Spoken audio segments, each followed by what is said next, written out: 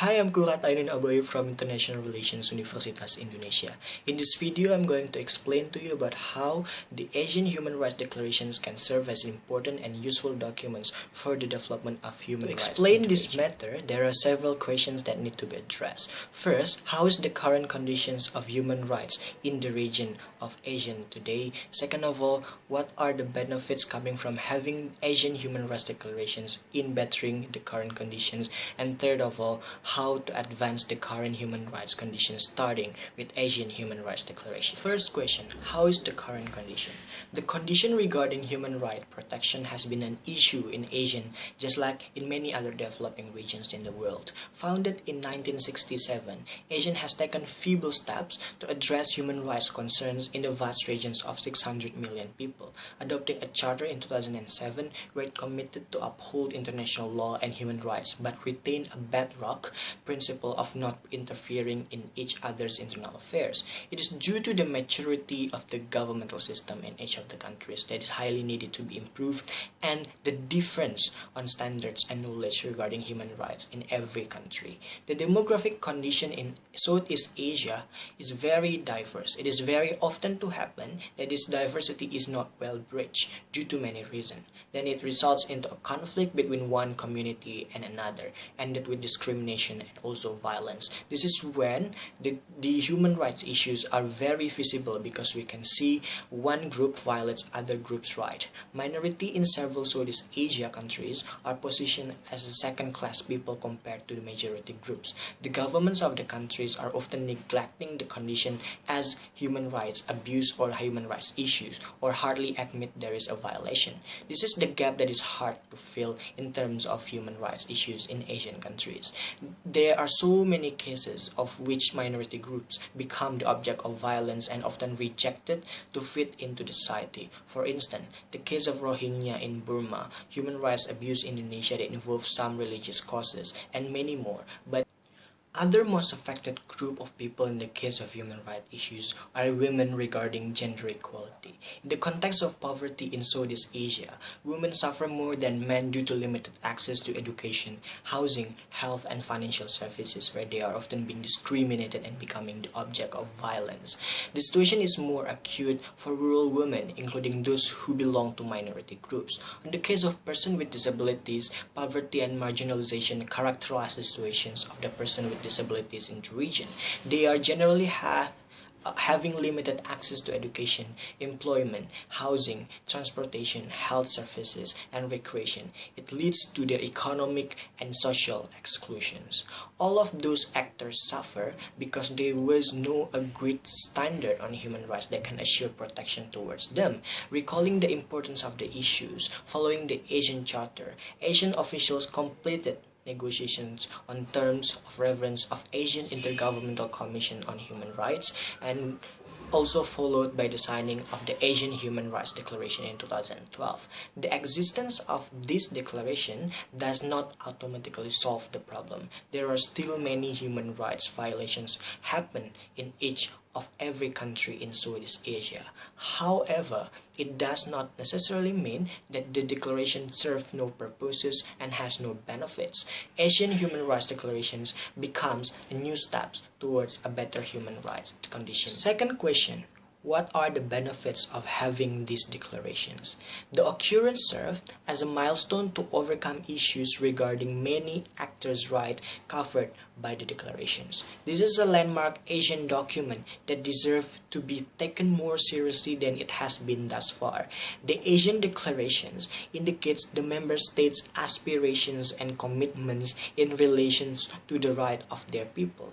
The signing occurrence showed how the governments are willing to go further assessing and admitting the issues as an important matter. They created the framework to be looked up to and to be the standard of human rights. Now that they have been written down and agreed to, those aspirations and commitments can be invoked in the face of egregious violations of human rights, and states will find it more difficult to backslide. Public is now having bigger power to scrutinize government stance when it comes to human rights issues. Under that condition, there is more cause and drive for government to pay more attention to it, since they already showed by signing the declaration declarations which they want to commit to it. It will be much easier for external actor to push government to comply and uphold the individual rights. Even better, the people of ASEAN are now having their rights being stated within a regionally agreed document. This serves as a wake-up call for these people to realize their rights. In some cases, violations happen because there is no fight from the violated actors to stand and defend themselves. They often think that their voice do not matter and not incentivized to change the condition. Having the regionally agreed declaration will send the message that now they have something big backing them up and many people are willing to help. By this, it will catalyze the development of human rights conditions in the regions through the people's movement. Other than that, the declaration also serves as a fuel for many advocacies for better law protection for women, children, people with disabilities, and other marginalized actors. These people are not less human than others and have equal rights, but majority of these people are not able to access their basic rights as human. Their condition often cannot trust towards a higher political discussion level. That is the thing that has long been fought by many activists throughout the region. The declaration then becomes new reference for this advocacy movement to do lobby to the government or to push them to give better services for the marginalized. Having the declaration shows on how now the issue become politically important. Governments around the globe are aware that ASEAN is having human rights declarations and willing to commit. This is becoming a pressing issue for the government that can be utilized by the activists to do lobby and make the government discuss more about the issue. Last question. How to advance the current conditions starting with ASEAN human rights declarations. To advance the process of dealing with human rights issues in ASEAN, there must be a clearer, straightforward action to protect the human rights. The ASEAN countries need to have binding system and regulatory mechanism. AICHR must have the authority as regulator of human rights in the region.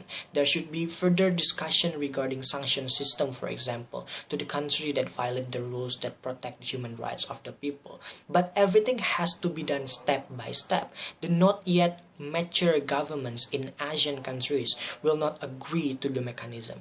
This is where the ASEAN human rights declarations could fit in as a step to better government. The declaration tries to habituate the region with the concept of human rights, making the value to immerse into government and society first. After the process is done, then maybe the region could advance into a more complex legal and sanction system in the protection of human rights. Without having the declarations, there will be no advancement at all. The governments and society will never go to the right development direction of human rights. ASEAN is still facing challenges in human rights issues, and only a declaration is not enough to address this problem. However, we cannot deny that the existence of ASEAN human rights declarations is something not to be taken lightly.